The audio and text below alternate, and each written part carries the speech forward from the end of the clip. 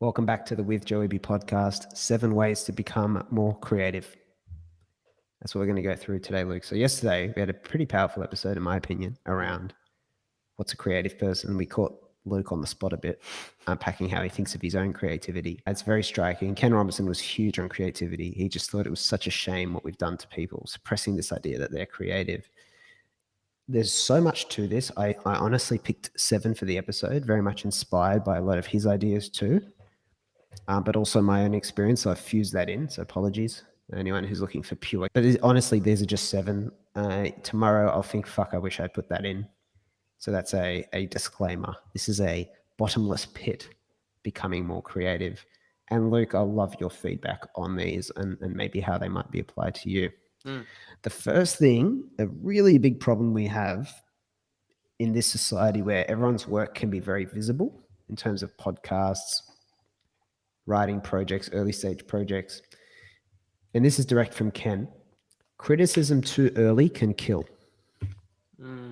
Wow. Okay. All ideas start off bad. This is Joe speaking. All ideas start off bad. If friends of mine, I can name a couple of friends who, if they ask me, maybe even Scott, right? An espresso. If he had asked me, Joe, do you think I should do this business? At the time, I probably said, no, we should do something else in like the nonprofit world or something. So I would have probably discouraged it. Right. I remember when he used to get a lot of flack and people behind his back to me, because obviously knew we were quite close, be like, oh, what's he going to do with that? People aren't going to want those screens and stuff. And I used to just think to myself, I don't know. I'm not going to presume to know. I'm not going to be one of those people like Blockbuster, that or whoever that's famous for saying that'll never work. I go, how the fuck would I know? Sometimes you believe and you think, oh, I think that will really take off. It's very hard to say that will never work because things evolve. So the point in time where you judge it, it's like seeing the Eiffel Tower. I always say it's like seeing the Eiffel Tower half built or the first drawing and saying, no, that's shit. That'll never work. Well, no, you just at a point in process where you're like, all right, no, I'll just edit it so it's better. So but what I mean is that if someone's first expressing themselves, they first need love, not real intellectual critical feedback. Early stage people who are just expressing themselves, who ask you for feedback, firstly need just a bit of love. They really want you to say, this is great, keep going. And you can tell because the stuff is normally, the very common thing, especially with online writing, is a lot of like Dear Diary. I don't mean this in a patronizing way, but a lot of Dear Diary articles are kind of like, oh, this is what I'm experiencing right now, or these are the challenges right now, or this is what I think. And they'll be laying down thoughts in particular. I think you're going through this right now. Right? And that's actually how it starts. And then part of what I'm developing along in the background is some of these stages I see a lot of the constant student people go through. And they're becoming very distinct stages of first expressing yourself, maybe having a lot of ideas you don't follow through with.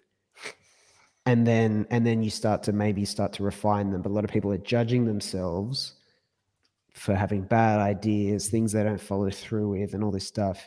Really, they're actually just part of a journey. And they don't recognize it because society hasn't normalized it. And it's a lot of people are not progressing through the funnel. So it's a big thing we're trying to work on with Constant Student and obviously the podcast. So I've blended a couple of my 7 things, but the first is criticism too early can kill. First, show love. And then when people are wanting to connect their work with a purpose, an external purpose, that's when you start being a bit more strategic in feedback.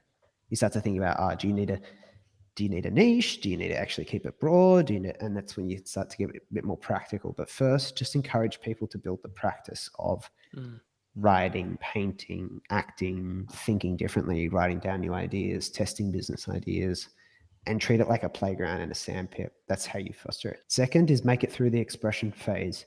Get comfortable expressing ideas. If you are first terrified of publishing a writing piece or putting a podcast episode online, don't need to be too strategic. First, conquer that fear. Liam Hounsell, who co-runs the community with me, Luke, you know him very well, as do I.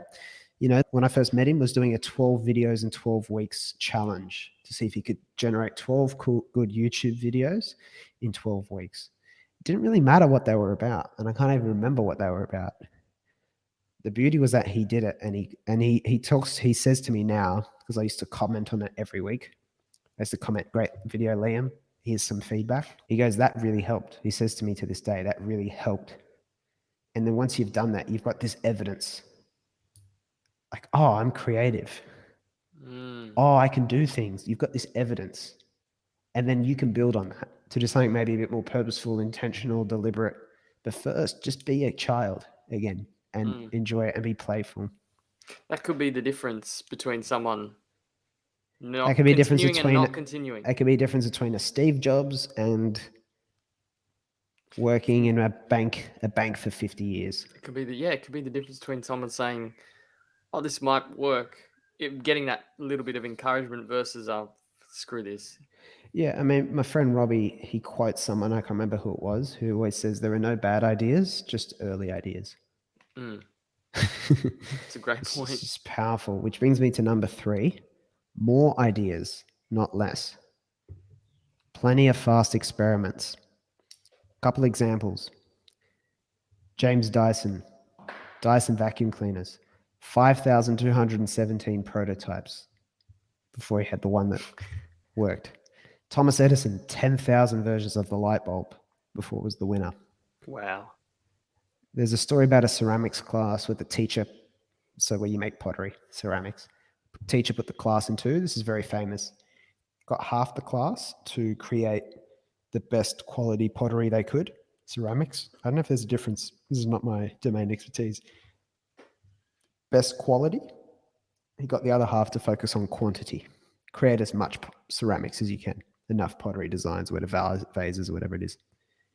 The people who focused on quantity produced better ceramics. Now, I don't think every single one of them was great. I think 10 out of 100 would have been good. Do you think it's because the more repetitions? Repetitions. It's like not every podcast episode will be 10 out of 10, but because we do so many podcast episodes, a couple are 10 out of 10. It helps develop the skills, competency, ideas, and points of contrast, differentiate. I did a course a couple of years ago where one of the day challenges was to get you to your first task, brainstorm 99 business ideas. They didn't care about quality, just brainstorm 99. And I, having a bit of a perspective on creativity, I thought, I know where this is going. Because there was a part 2 challenge. And the part 2 challenge was pick one and implement it with the rest of the time you have today as much as you can. I was like, clever. Because then from 99, if you said, come up with a business idea today, people would sit there all day going, oh, we should do that, what we do. When you got 99, you're like, all right, what's the best out of these 99? And again, that's a big bottleneck. Number 4, sorry, I know I'm going through these quite fast, but just trying to jam in the value here. Easiest one, I'm very biased. I don't give a shit. Start a writing habit. You've never said that before. There is no one who can get through a portion of modern life, professional, personal, most effectively without writing in some way, shape, or form. I mean, you still write messages to people. You write emails. Emails are tricky things to write. LinkedIn posts are tricky things to write. Even if you're not a professional paid writer in any capacity, you're not writing books, writing is going to be very useful, and it really develops the creative instincts. It gets you thinking like nothing else I've experienced. But I acknowledge it's not the only thing. This is generic advice. If you have something else that unlocks it, focus on that for sure. But just know that creativity is not locked into it. A person's not creative at painting and then not creative in other areas. They just might not be as good in other people's opinion, right? Da Vinci, right? So many actors like Hugh Jackman, Jamie Foxx stuff, they're good at all these different things within the creative process. Creativity is actually very multidisciplinary. That's why David Epstein range, that creates more creative thinkers. It's a recipe for innovation. Having broad exposure to different disciplines and stuff, having tried different things. Van Gogh was like tried all this different stuff before he started painting. I think he spent a lot of time doing drawing before he started painting. And painting was the kind of winner, but I'm sure all those other experiences contributed to that. I think Robert Greene, the author, is quite similar. I think he had a lot of different life experiences and jobs before he really is known as an author. Yeah, I'm going to keep going. You can see this is a crazy deep rabbit hole. Number 5, think without the box. Take away the assumptions, but don't reinvent the wheel. It's a bit of a difference. For example, the Lego movie is the best form of advertising for Lego. I think you've gotten like $400 million sales or some ridiculous number of sales by making advertising entertainment. Yeah. Wow. That's creative. Normally, people focus on doing ads. And when it comes to advertising, you do need to evolve with the times because existing advertising mediums eventually get crowded. Everyone starts advertising the same way. Like telemarketing was way more effective when telephones were new than it is now. Yeah. For example, eventually they get crowded. Everyone keeps telling you this is how you market things, this is how you get sales. And they do the Taleb thing. Like very bad at understanding their own success, how situational it was. Number 6, and this is where we get to the more intense end, gradually raise the stakes. Take on bigger and bigger meaningful challenges. When you're focused and the stakes are high enough, that's a combination, right? Focused plus stakes are high enough, you'll come up with your best stuff. Slack, which is one of the fastest, I think it's the fastest growing company of all time, or when it broke out, came out of a failed gaming company. Wow. It was spun out of it. They were selling off different parts of the business. Number 7, completely redesign your environment for long-term thinking. Remove things that condition you to think short-term.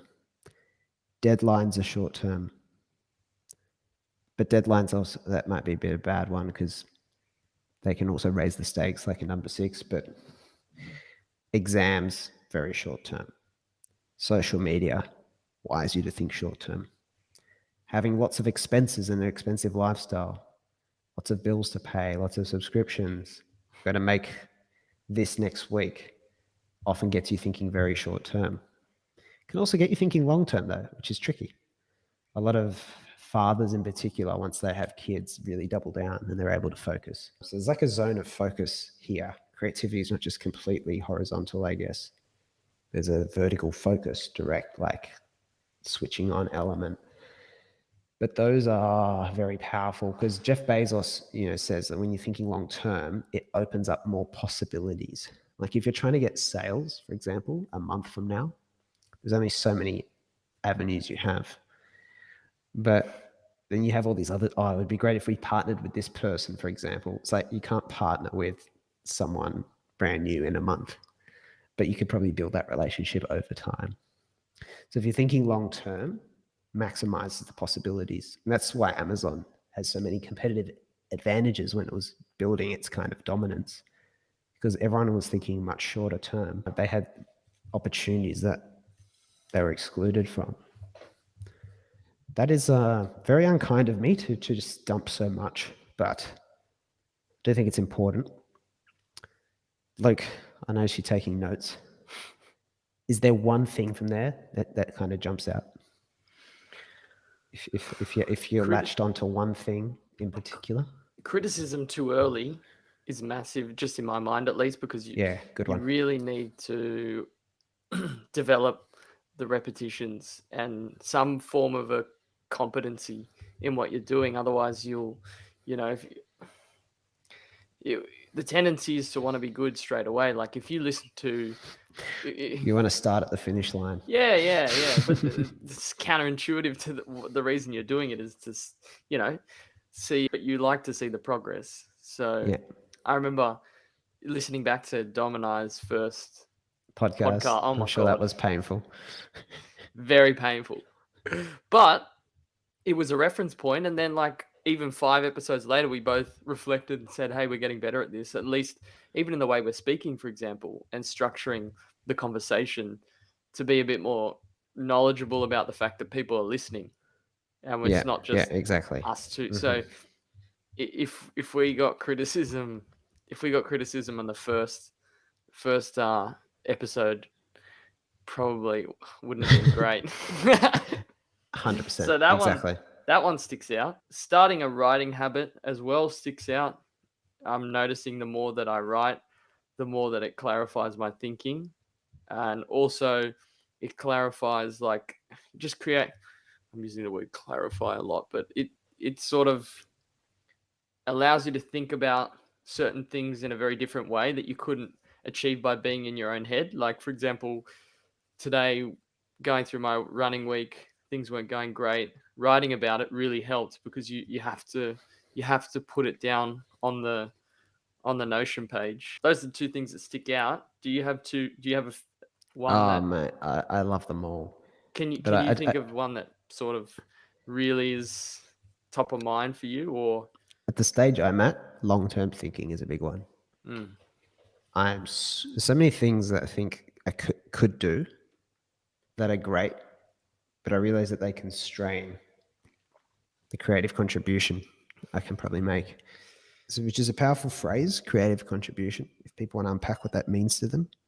Because I try as much to optimize for I only do what only I can do, mm, which by nature will be creative.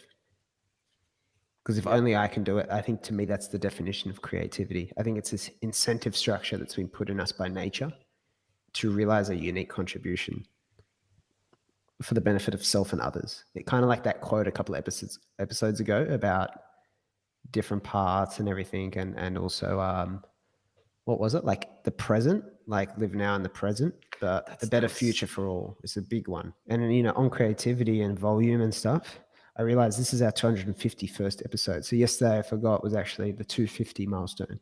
wow. How have you seen yourself grow within the podcast since episode 1? Can you think of anything in Just particular? getting way clearer on communication and how to make something presentable to people and how to spread it. And obviously each episode is a rep of thinking. The To way, yeah, the way you're doing it. Every episode is a solidified idea. Yes, So yes, 251 of those is a lot. yes, and it's its own process over time. Mm, And Seth Godin's great for creativity. Ken Robinson's great, but Seth Godin has more on process.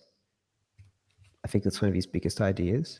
And here's the daily writing. Here's the daily blog, for example.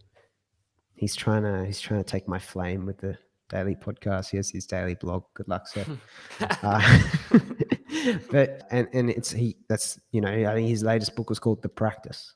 Like it's a practice, it's a process, and it's his whole thinking framework is built around how to unlock that, because you just gotta go through it. Like there's no if it's a long-term game for you, if it's an infinite game, you will develop the creative competencies. You will. Anyway, so creativity is a worthwhile pursuit. What I think is not a worthwhile pursuit is what we're going to talk about tomorrow. oof. IQ. And I Oh, believe the episode will be titled Why IQ is a Lie. God, I'm looking forward to this one. Yeah, me too. And just a reminder, so that'll be tomorrow. A reminder for anyone who's new to the podcast, you can sign up for a once a week summary from the newsletter linked in the description called The Doorman. Just go to the Everything Joe link. It has everything there, because I long term don't know what platform I'll be using for that. But sign up there for consolidated once a week summary, and then join us for the episode tomorrow as we continue unpacking Ken Robinson related ideas.